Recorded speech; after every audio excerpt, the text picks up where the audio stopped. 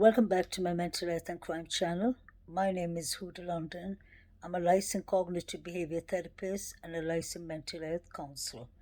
I would like to start by wishing everyone a wonderful weekend. I would like to thank all my supporters for all their kindness, for all the mindfulness, for all the support that I get in this channel. The reason I started this channel was to spread awareness for important cases and important missing cases of adults, children, to put out the word so that we could get justice for them or get help to get these children or adults found.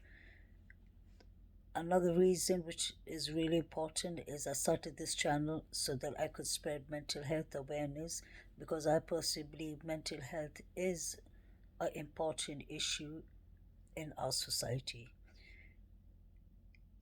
20, 30 years ago, and much before that, mental health was considered any kind of mental health, like let's start by anxiety and depression.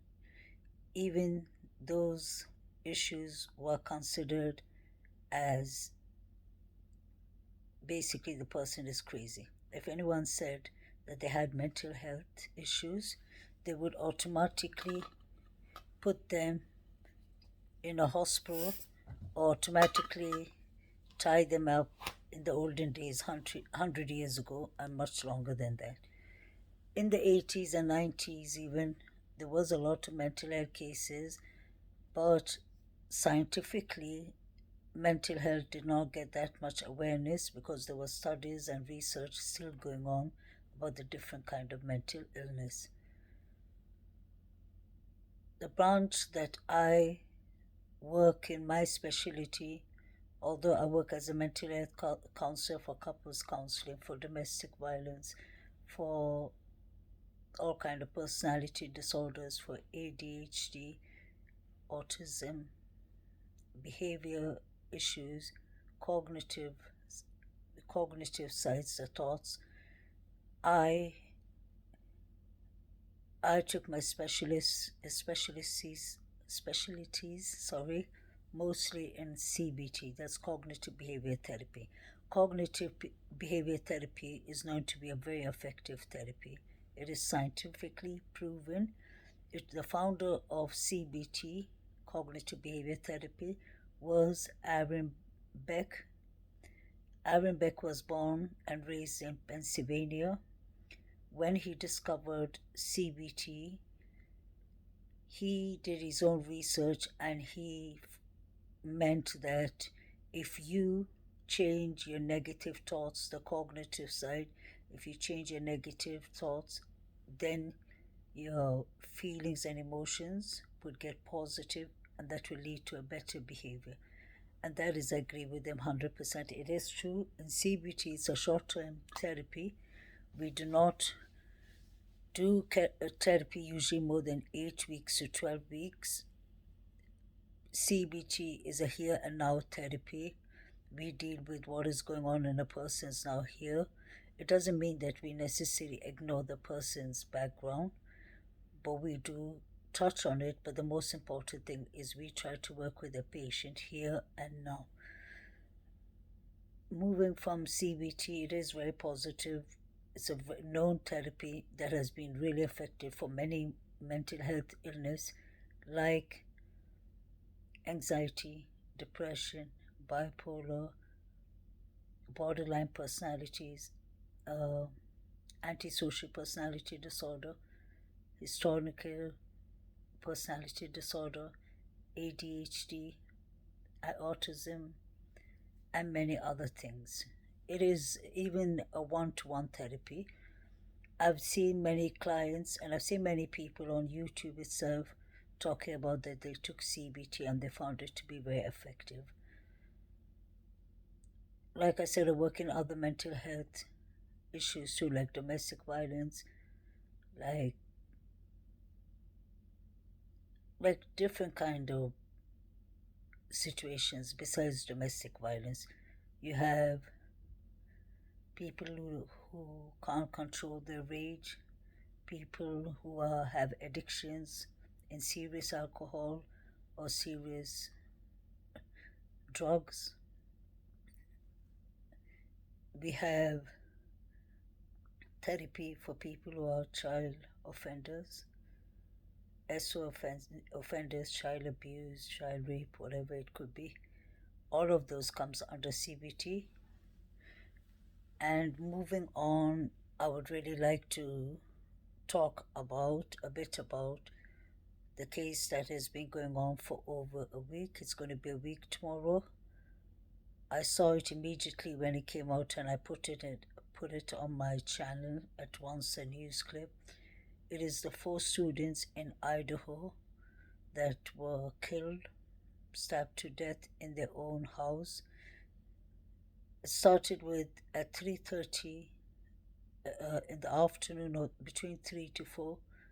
A witness called the law enforcement. They said that they saw a girl lying on the floor and she wasn't responding. When law enforcement came to the house, they noticed that there were more. They noticed that there were 3 more victims who all died of serious stab wounds.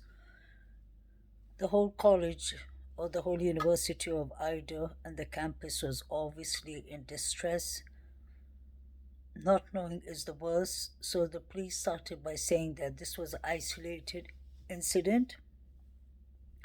They called it an isolated incident, and then later on they said, we heard from people that they said it could be a passion of crime. Later on, this case basically has been on the news.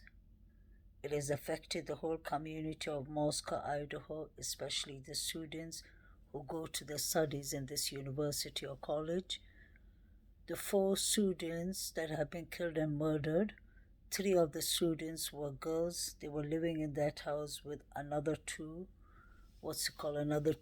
roommates. One of the girls who was stabbed to death, her boyfriend Ethan, came along with her that night. She was going to sleep over. This is a tragedy because 2 of the students were 20 and the other 2 were 21. So you can see these are young students that just started their life, that had so much to live for. Their parents, their families are all broken. The community is really distressed. Many of the students decided to go home since it's going to be Thanksgiving soon. They took a short break for the holidays, or they extended the holidays, which I do not dispute with that. That was the right thing to do, because when you have a serial killer on the loose, the best chance is not to take a chance, because we are not trained law enforcement. And if this person managed to kill 4 people, you can imagine how many other people he could easily kill. So many of the students went home, like we saw, and law enforcement did one press meeting. I believe it was on the Monday or Tuesday, right after the killings. They said they did not consider it to be an isolated situation anymore, but they were waiting for the autopsy results. The autopsy results has come back, and it said that the 4 students were stabbed brutally multiple times, and they still do not have a suspect. All we know is that the weapon that was used was a army knife, and that's what the forensic teams believe. The FBI, the Federal Bureau of Investigation, the behavior analysis, and all of them were called in to the scene, and that was just 2 days ago. I wish that Idaho law enforcement called the FBI straight away, but I do understand there's a lot of paperwork and a lot of things to be done before the FBI step in. The FBI has good advantages like getting data records, getting surveillance cameras, and analyzing the behavior of who could have done this behavior analyzing.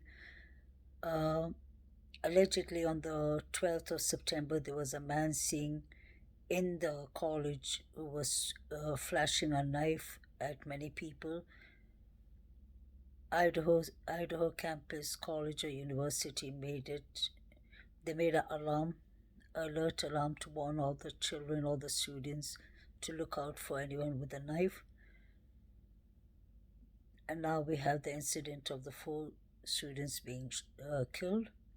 To start with, I believe when somebody uses a knife, it's more personal.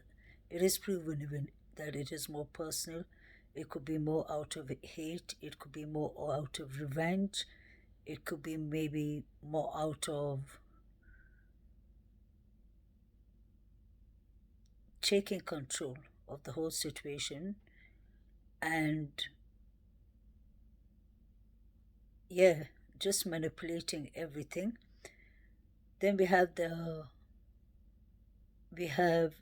no knives. What we know so far is the two blonde girls used to work in a club, I believe a nightclub or a pub, and they were very well known in the neighborhood.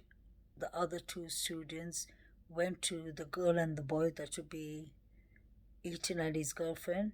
They attended what's it called, a party in the school campus.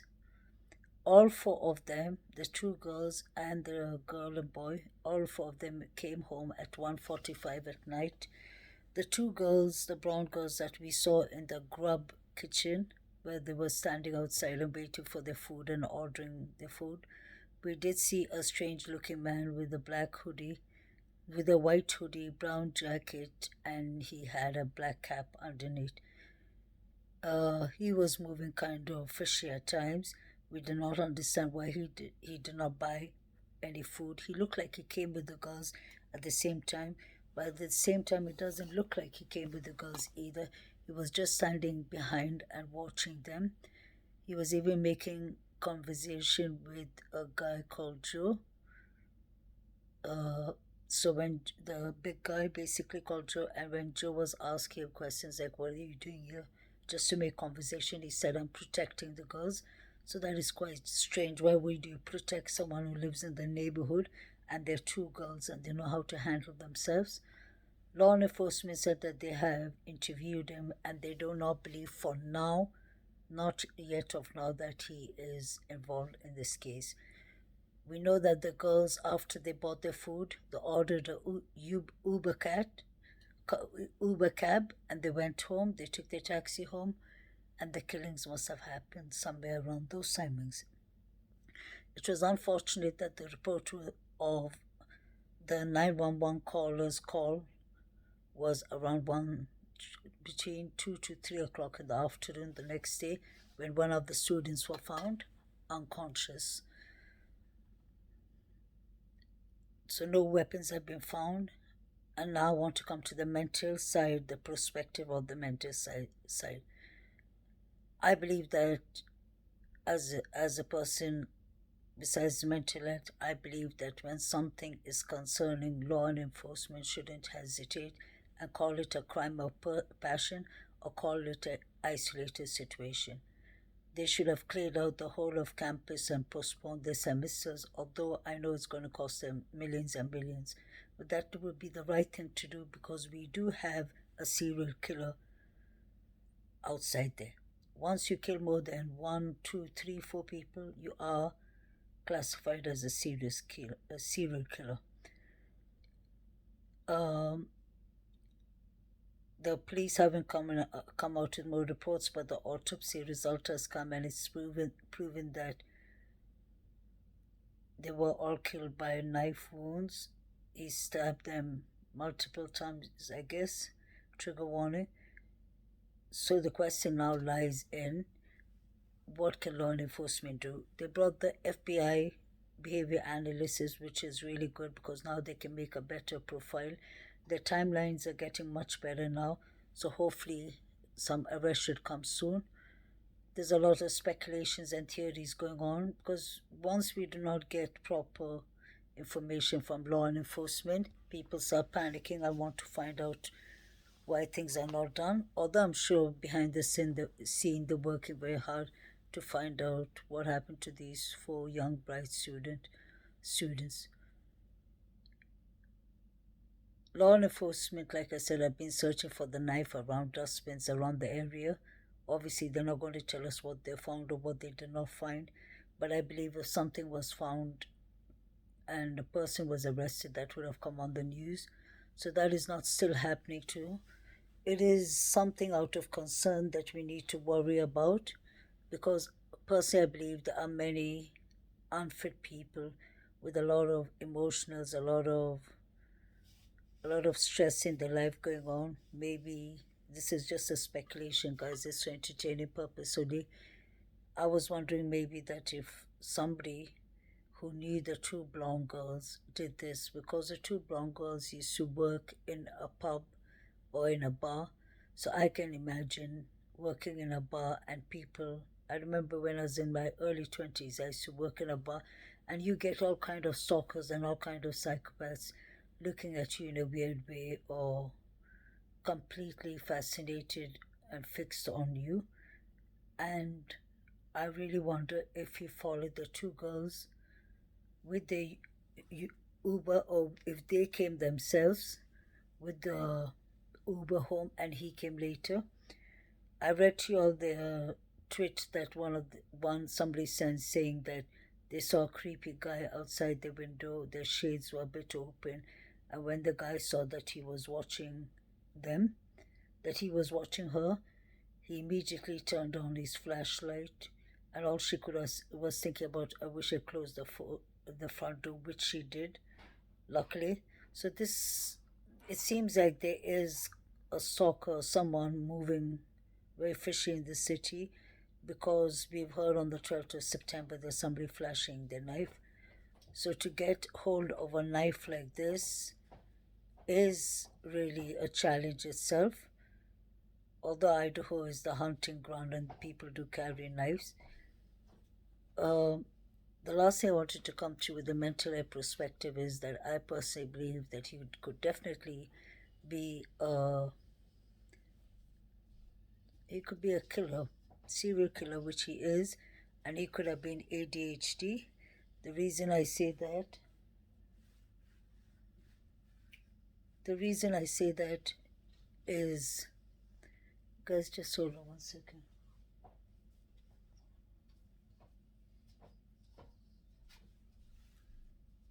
The reason that I say that he could be a serial killer is because he's already killed 4 people, so it's a matter of time before he does his next killing.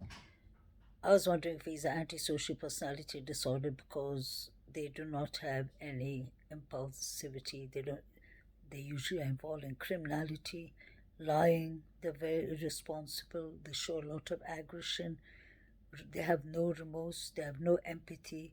So for one person to be killing 4 people in such a horrible manner, although they were sleeping or not, it just shows that he's a criminal. He really doesn't care about the law. So I was wondering if somebody must have been stalking these girls, or must have been watching their whereabouts. So it is really frustrating and really sad to see that nobody has been caught yet, because what I wonder is that most of these students reacted immediately and went early home for the holidays, which I don't blame them. I would have advised them to do that. But I was wondering if the killer actually went home to his own house, since the campus is left empty. Psychopaths or sociopaths are usually very calculated in their crimes and what they do. And for him to have been killing 4 people and having no mercy, it just shows that that's an antisocial personality disorder symptom. They're usually cruel to human beings, animals. They have a lot of criminality in their life. They disregard the safety for other people. They're manipulators. They lie a lot. So I wonder if the person was warned or was told not to come around by one of the girls, and he must have got really upset, because this seems like somebody who who did not care about humanity, and at the same time someone who was seriously mentally disturbed. For him not to stop his rage and to take it out on all 4 of them, it could have been anything, because these girls were partying to the late night. So the other even victim said that they did not hear anything because of the situation, that they were sleeping, or maybe they were not at home. But I just believe that this is some kind of personality disorder, and if he doesn't get caught, he can do it again. And since these two girls worked in a club or in a pub, I'm sure somebody could have been stalking them from there. 1:45 is late at night, so this person must have come inside and saw the front door open and abused the situation. So, guys, I'll get back to you all on this topic, since I do not want to talk too much about it because there isn't much that has been put up. So, until we know the identity of this person and until we get justice for this person, guys, just hold on 1 second.